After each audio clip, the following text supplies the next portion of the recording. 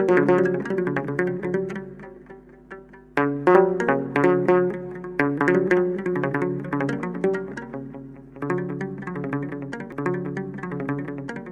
አብ ወወልድ ወመንፈስ ቅዱስ አሐዱ አምላክ አሜን። ብሩካን የእግዚአብሔር ልጆች በሱ የተወደዳችሁ በዘላለም ፍቅሩ ወደ አባቱ ወደ አብ መንግስት ያፈለሳችሁ መስቀል ላይ ዕዳ ከፍሎ ያዳነን ያዳናችሁ መንፈስ ቅዱስ ማኅተም ሰጥቶ በ80 በ40 ቀን ሀብተ ወልድ ስመ ክርስትና ሰጥቶ የእግዚአብሔር ልጆች ተብላችሁ እንድትጠሩ አብ እንዲህ ያለውን ፍቅር የሰጣችሁ ሁላችሁ እንደምን ቆያችሁ? ሁሉን የሚችል አምላክ ጌታ መድኃኒት ኢየሱስ ክርስቶስ የተወደደ የተመሰገነ ይሁን። የእግዚአብሔር ልጆች እንግዲህ ዛሬ የምንማረው የልባችንን ቅንነት እግዚአብሔር ይፈትናል በሚል ርዕስ ነው። ያው ሰዎች ሁላችን ልባችን ውስጥ ያለውን መዝገብ በደንብ ከራሳችን ጋር ታርቀን ተግባብተን እንድናየው የማያውቅ እግዚአብሔር አለን ማለት ሳይሆን ግን እኛና እግዚአብሔር እንድንግባባ ምላችሁ ይሄ ነው፣ መናገራችሁ ይሄ ነው፣ እናንተ እንዲህ ናችሁ፣ ስለዚህ እዚህ ጋር ይሄ ይጨመር፣ እዚህ ጋር ይስተካከል ለማለት ከኛ ጋራ ከማንነታችን ከውስጥ ስብዕናችን ጋር እግዚአብሔር የሚሰራባቸው ጊዜያቶች አሉ። አንደኛው የሚሰራበት ጊዜ የልባችንን ቅንነት ይፈትነዋል። በጣም ብዙ ቦታ በእንዲህ አይነት ፈተና የተፈተኑ ሰዎች አሉ። ለምሳሌ ዳዊት ሳውል እያሳደደው በነበረ ጊዜ ንጉሱ ወገቡን ሊፈትሽ ዋሻ ውስጥ በገባ ጊዜ አጋጣሚ ደግሞ የጦር አለቃውና ዳዊት ዋሻ ውስጥ ነበሩ። ማንም አልነበረም። ንጉሱ ጀርባውን ሰጥቶ ተቀምጧል እና የጦር አለቃው እግዚአብሔር በእጅ አሳልፎ ሰጥቷልና እንግደለው አለው። እግዚአብሔር በእጅ አሳልፎ ሰጥቷል የሚለው መንደርደሪያ ለመንፈሳዊ ለዳዊት ትልቅ ማነሳሻ ነው። ምክንያቱም እግዚአብሔር የሚፈራ ሰው ነው ዳዊት። ግን እሱም አላታለለው። የለም እግዚአብሔር የቀባውን እኔ አልገልም አለው። ከልብሱ ጫፍ ቆርጦ ሰውየውን ሳይነካው ዋሻ ወጣ። እግዚአብሔር የቀባውን ንጉስ እንዴት እገላለሁ? እንዴት እግዚአብሔር የወደደውን እኔ እዋጋለሁ? አልችልም አለ። የዳዊት የልብ ቅንነት ተፈትኖ ነበር። የተፈተነው መንፈሳዊ በሆነ መንገድ ነበር።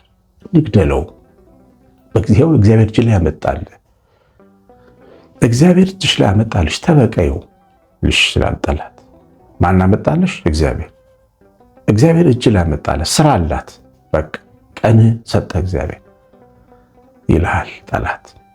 ለክፉ ስራ እግዚአብሔር የሚሰጠን ምርኮ የለም። እግዚአብሔር ልጅ ልባችንን ጠላት የሚፈትነው በዚህ መንገድ ህይወታችንን ሰባብሮ ለመጣል ነው፣ እንድንሸነፍ ቅባታችን እንዲደርቅ ነው። ወይም ነው እግዚአብሔር ልጅ ከአባታችን ከዳዊት ብዙ እንማራለን። በፍጹም እግዚአብሔር በቀባው ላይ እጄን አላነሳም እንዳለ ተበቀይ ሲልሽ እግዚአብሔር በቀል የእግዚአብሔር ነው ብሏል።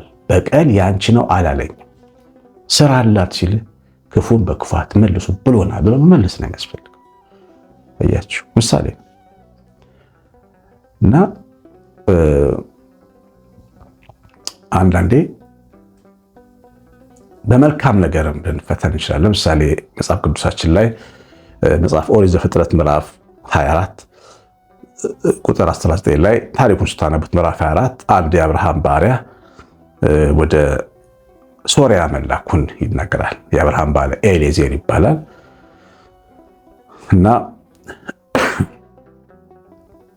ለአብርሃም ልጅ ይስሐቅ ሚስት እንዲያጭ ወደ አባቶቹ ወደ ናኮር ሀገር ተላከ እና መንገድ ላይ እንግዲህ ትንሽ ህዝብ ነው። የአብርሃም ቤተሰብ ትንሽ ነው። ሀገሩ ደግሞ ትልቅ ጥንታዊ ሀገር ነው ሶሪያ። እና በዚህ ትልቅ ሀገር ትንሽ ህዝብ ፍለጋ ነው የሚሄደው። እዛ ውስጥ ደግሞ አንዲት ሚስት መፈለግ ነው። ለአብርሃም ባሪያ ከባድ ስራ ነው። ግን ከባድ ያላደረገው ምንድነው? እግዚአብሔር አለ። ላኪውም በእግዚአብሔር ያምናል፣ ተላኪውም በእግዚአብሔር ያምናል። አብርሃምም በእግዚአብሔር ያምናል። መንገድን ያከናውንልሃል፣ መልአክን ይልክልሃል ብሎታል። የአብርሃም ትምህርትና ስብከት የባሪያውን ልብ አጠንክሮታል። ተንበርክኮ ወደ እግዚአብሔር ጸሎት ጸለየ። እርዳኝ፣ መንገዴን የአባቴ የአብርሃም አምላክ አከናውንልኝ። አንተ አምላኬ ለጌታዬ ለይስሐቅ ሚስት የምትሆነውን ስታገናኘኝ ይኸውልህ ውሃ ጠጪኝ ስርዓት ምትቀዳው ትሆን ብሎ ምልክት አድርጎ ይሄደ እያለ አንድ ምንድን ደረሰ። ግመሎች ጭነዋል። 6-7 ግመሎች ጭነዋል። አንድ ግመል ይወላችሁ 12 እንስራ ውሃ ይጠጣል። የበረሃ ግመል ለብዙ ቀን ነው የሚጠጣው ግመል። 6 የሚሆኑ ግመሎች ወርቅ ተጭነዋል። ምናልባት ሙሽራይቱ የምትገኝ ከሆነ ስጦታ ጥሎሽ ለመስጠት። ከዛ በኋላ አንድ ውሃ ጉድጓድ አጠገብ ደረሱ። አንዲት ሴት፣ ቆንጆ ሴት፣ ድንግል የሆነች ሴት፣ ትንሽ ልጅ የሮጠች መጣች ውሃ ጥጭኝ አላት። ያለችውን ስሙ። ርብቃ ያለችውን ስሙ። ምን አለችው? ከእንስራሽ ጥቂት ውሃ ጥጭኝ አላት። ምዕራፍ 24 ቁጥር 16።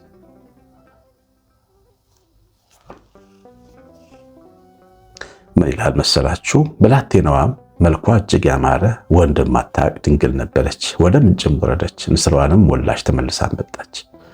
ሎሌውም ሊገናኛት ሮጠና ከእንስራሽ ጥቂት ውሃ ታጠጪ ዘንድ ለምንሻለሁ አላት። እርሷም ጌታ ሆይ ጠጣ አለችው። ፈጥናም እንስራዋን በእጇ ወርዳ አጠጣችው። የርብቃ የቅንነት ልብ ተፈተነ በአንድ መንገደኛ ባሪያ። የርብቃ ልብ ላይ የተፈተነው እቺ ሴት ለትልቅ ሕዝብ እናት እንድትሆን የተፈተነችው። እግዚአብሔር ቅንነታችንን ይፈትናል። መልካም እንድናደርግ ይጋብዘናል። ኖ ብላችሁ አትለፉ። ክፉ ልባችሁን ሰምታችሁ ድሃ እዚህ ጋር ወድቋል እናግዘው ሲባል ሁሌ ልመና ብቻ ነው እንዴ? ኖ ብሎ የሚያልፉ ሰዎች አሉ። በቅንነት ፈተና ጊዜ ወደቁ ማለት ነው። ምናልባት ከድሃው ጀርባ እግዚአብሔር ወርቅ የተሸከመ ግመል አስቀምጦላቸው ሊሆን ይችላል። አያውቁም። እግዚአብሔር ያስበውን ማንም ሐሳቡን አይመረመርም ተብሎ ተጽፏል። ልባችን በቅንነት ሲፈተን የቅንነት እጆች ደጆቹን ሊከፍቱ ይገባል። ርብቃ ያደረገችው ይሄንን አታውቅም። ማን ይሁን ከየት ይምጣ ምን እንደያዘ አታውቅም። የምታውቀው አንድ መንገደኛ ሰው ነጋዴ ሊሆን ይችላል፣ ምን ሊሆን ይችላል። ውሃ እንደጠማው እሺ ብላ ሄዳ ቅድት አድርጋ ጠጣችሁ ማለት ነው። ስራዋን ዝቅ አድርጋ የቀዳችውን ጠጣችሁ። ውሃ ቀዳች ማለት እኮ ይኸውላችሁ ቀላል እንዳይመስልሽ ከምንጭ የምትቀዳ ነች። ከጉድጓዷ ስባ ከጥልቅ ጉድጓድ ውሃ የሚሳበው ከዛ ስባ ጎትታ አውጥታ ቀዳችውን ውሃ አጠጣችሁ። ቅንነቷ አሸነፈ ማለት ነው። ቅንነት ያሸንፋል። መስጠት የምትችሉት ነገር ስጡ። ማድረግ የምትችሉት ነገር በቅንነት አድርጉ። መውደድ የምትችሉትን ሰው ውደዱ። አትከላከሉት። መልካም ነገር ክፉ ነገር ሰተት ብሎ ቤታችን ውስጥ እየገባ ልባችን ውስጥ እየገባ በጎን ለማድረግ አትከላከሉ። ምክንያቱም እኛ ለሁለት ነገር ተጋላጭ ነን። ወይ በጎ ነገር ይገዛናል፣ ወይ ክፉ ነገር ይገዛናል። ቅድም በምሳሌ አንስቼዋለሁ። የተራበ ሰው ቆሞ ውሃ ጠጪኝ ሲለን ኖ እስከ መቼ ነው እነዚህ የሚለምኑት ብለን ብንል ልንከለክለው እንችላለን። ክፉ ገባ ደግ ወጣ ማለት ነው። ሰው ክፉ ዘርቶ ኩርንችት ዘርቶ በለስ አይለቅም የሚላል ወንጌል። ኖ ያለ ሰው የሚያፈራው ፍሬም ኖ ነው። የለም መንገዱ ሁሉ ዝግ ነው የሚሆንበት። ቅን የሆነ ሰው መንገዱ የተከፈተለት ሰው ሌላ ነው። ርብቃ ቅን ነበረች። ቅንነቷ በብቃት አለፈ፣ አሸነፈ። ጎንበስ አድርጋ ውሃ ቀዳ አጠጣች። ከዛም አላበቃች። ለግመሎችም አጠጣለሁ አለች። 12 እንስራ የሚጠጣ 6 ግመል ብያቸዋል። መታጠጣው ግመል የእሷን ወርቅና አምባር የተሸለመ ግመል ነበር። የባሏ ሀብት ጥሎሽ የሞላበት ግመል ነበር። ቅንነት ስታሸንፍ እኛ የምናጠጣው ለራሳችን ወርቅ ነው። በር የምንከፍተው ለራሳችን ማይረግ ነው፣ ክብር ነው። እግዚአብሔር አጠጡኝ ሲለን፣ ስጡኝ ሲለኝ፣ ራበን ሲለኝ፣ ቸገረን ሲለን ከጀርባ ጭኖ እየመጣ ነበር። ዮሐንስ ወንጌል ምዕራፍ 1 አንብቡት። እግዚአብሔር ልጅ ጌታ ከተነሳ በኋላ ደቀ መዛሙርቱ አሳ እናጥምድ ብለው ወደ ገሊላ ሄዱ ባህር። ከዛ አንድ ሰው መጣና የሚበላላችሁ አላቸው። ከጥቂት አሳ በስተቀር የለንም አሉ። ግን ያለን አሉ። ጥቂት አሳ አለ ሰዓት ላይ ፍም ላይ ጥቂት አሳ እንዳለ ነገሩት። የለም አላሉ። ኢየሱስ እንደሆነም አላወቁ። እሺ በቃ እንዲያውስ በስተቀኝ ጣሉት አለ። ያው ስንለፋ አደረን ብለው በስተቀኝ ሲጥሉት ብዙ አሳ ሰበሰቡ። ያን ጊዜ ዮሐንስ ዓይኑ ተከፈተ። ጌታ እኮ ነው ብሎ ጮኸ። ስምዖን ጴጥሮስ ወደ ጥልቁ ነበርና ራቁቱን ነበር። የሮጠ ውሃ ውስጥ ገብቶ እየዋኘ ወደ ጌታ መጣ ማለት ነው። ምንድነው ልላችሁ የፈለግኩት? ጌታ እዛ ጋር የመጣው 138 አሳ ይዞ ነበር። አሳ ላጡት ደቀ መዛሙርት ግን እየለመናቸውን ቅንነታቸውን ፈተነው፣ ደግነታቸውን ፈተነው። እነሱም ያላቸውን ሰጡ። ትንሽ አሳ አለችን አሉ። የለኝም አትበሉ። ፍቅር ልብ የለኝም፣ መወድበት ልብ የለኝም፣ የዘመኑ ሰው ሰለቸኝ አትበሉ። ለመጥላት ቦታ አትስጡ፣ በር አትክፈቱ። ለመከልከል ለመንፈግ በር አትክፈቱ። መልካሙን ነገር ላለማየት አይኖቻችሁን አትግደሉ። ሰው ኃላፊነታችን ነው። አይኖቻችሁን ከሰው ላይ አታንሱ። መደገፍ ያለባችሁ ማገዝ መስማት ያለብንን ወንድም መሆን ያለብንን ሰው አይኖቻችንን አንስተን ልናየው ይገባል። ቅንነታችን ለሰው ክፍት መሆን አለበት። የምንናገረው አስተያየት የሰው ልብ የሚያበራ መሆን አለበት። ሰው አምሮበት ካየን አምሮብሃል በሉ። የእናንተ ቅንነት እየተፈተነ ይሆናል በዛ ሰው የማማር ይሄ ኬታ የምትሆነው እንደዚህ የሆነው እንደዚህ ያለ ይሰርቃል እንዴ ማለት የለባችሁ። ድሃ ነው የሚያደርገው፣ እግዚአብሔር ይመስገን በሉ። አንድ ቤተሰብ ውስጥ በጣም ቆንጆ ቤት የሰራ ቤተሰብ ነውና ሲነሳ ካፈር የተነሳ ሰውዬ ነው ያ ሰውዬ እና እግዚአብሔር ረድቶት ቆንጆ ቤት ተሰራለት በእግዚአብሔር ቸርነት እና ትንሽ ምርቃት ብሎ የድሮ ሰፈር ሰዎችን ሰብስቦ ጠራቸውና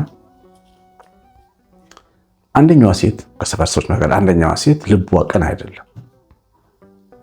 ጋበዛቸው፣ በሉ፣ ጠጡ፣ ተደሰቱ፣ መርቀው ወጡ። ገሚሶቹ እልል እያሉ ልክ አራስ ቤት እንደሚገባ ኢትዮጵያን አራስ ቤት ሲገቡ እልል እያሉ አይደል የሚገቡት፣ እንኳን ማማት እያሉ እንደሚገቡ ደስታቸውን በእልልታ እየገለጡ ወደ ቤት ገቡ። ሴትዮ ግን አላለችም። ሲወጡ እግዚአብሔር ይመስገን ልጁን የጎበኘ ልጅ እንደዛች እንደ ኤልሳቤጥ ጎረቤቶች ምሕረቱን አገነንላት ሲሉ እግዚአብሔርን አመሰገኑ አከበሩ እንደሚል ኤልሳቤጥ መውለዷን ሲመለከቱ እነዚህም ሰዎች ደስ አላቸው፣ እግዚአብሔር ይመስገናል። አንደኛዋ ሴት ግን ሰርቆ ነው ኬታ የምትሆነው ብላ ጠየቀች። ለራችሁ ቅንነት ሲፈተን የገሚሱ ልብ በቅንነቱ ፈተና ውስጥ አለፈ። የሴትዮዋ ልብ ወደቀ፣ ተሸነፈ። አምሮበት ስላየቻት ተደሰተች፣ እልል አላለች። እንኳን ደስ አላለች። እልል በሉ። እሷ ቤቷ የሚጠብቃት አሳ ሳይሆን ድንጋይ ነው፣ እንቁላል ሳይሆን ጊንጥ ነው። ሰው ቅንነት ሲኖረው ነው መረቡ አሳ የሚሞላው። እንደሰማችሁት ወርቅ የሚለብሰው እንደ ርብቃ አምባር የሚያጠልቀው እግዚአብሔር ከሰማይ የሆነው በረከት የሚሰጠው በቅንነት ውስጥ ተፈትኖ ሲያልፍ። ስለዚህ ሰው ሲያምርበት አምሮብሃል በሉ። ምግቡ ሲጣፍጥበት ምግቡ ጣፍጦልሃል፣ ትንሽም ነገር ቢሆን አትናቁ። በቅንነት ቤቱ ካማረ ቤት ያምራል በሉ። ከበለጠን ጨከን ብለን እንኳን ደስ አለ በሉ። አትሌቶቻችን ይሮጡና ሀገርን ወክለው አንዳንድ ጊዜ በጣም ተወዳድረው እርስ በርሳቸው ያሸንፋሉ። ወርቅ፣ ብር ወይም ደግሞ ነሐስ። ያ ሁሉም ወርቅ ያመጣል ነው። ወርቅ ያመጣችውን መጥተው የሚያቅፉና የሚስሙ ነሐስ አምጪዎች አሉ። ብር ያመጣሉ። ይሄ ቅንነት። ሀገሬ ባንዲራዋ ከፍ አለ፣ እህት ያሸነፈች ብለው እነሱም ታግለዋል፣ ግን ተሸነፉ። መሸነፍ ያለ ነው። ግን የሀገራቸውን ሳያቅፉ መሄዱ አሉ ተበላጭረው። ኢትዮጵያ አትሌቶች ባንዲራ ስታሸንፋ ወርቅ ስላመጣች ሳያቅፏት መሄዱ አሉ። ከነሱ ይልቅ ኬንያዎች፣ ሞሮኮች መጥተው ያቅፏት አይችልም። ይሄ ቅንነት ተፈትኖ ሲወድቅ ማለት ነው። በህይወታችን ውስጥ ታግለው የሚያሸንፉ ሰዎች ቢገጥሙን እንኳን አሸነፋችሁ ማለት ነው። የቅንነትን ፈተና ማለፍ ለበረከት ነው የሚያደርገን። እግዚአብሔር ልጆች ቅድም እንደተባለው እንደ ሐዋርያት መረባችንን በዓሣ ሊሞላ እንደ ዳዊት ወደ ንግስና ወንበር ሊወስደን እንደ ርብቃ ወርቅና አምባር ተሸልመን በክብር ወደ ትልቁ ቤተሰብ እንዲቀላቅልን ነው የሚያደርገን። ቅንነት ሲፈተን ማሸነፍ ያስፈልጋል። የሰማኑን በልቦናችን ይጻፍ። እግዚአብሔር ቸርነት የእመቤታችን ረድኤት በረከት የመላእክት ጥበቃ አብሮን ይሁን። ትምህርቱ ላይ ኮሜንት አድርጋችሁ ላይ በቱን ተጭናችሁ ቤተሰብ ለማችሁ ቤተሰብ ሆኑ። እግዚአብሔር እናንተን ልጃችሁን ይባርክ። ቀሲስ አሸናፊ ገብረ ማርያም ነኝ። ሰላም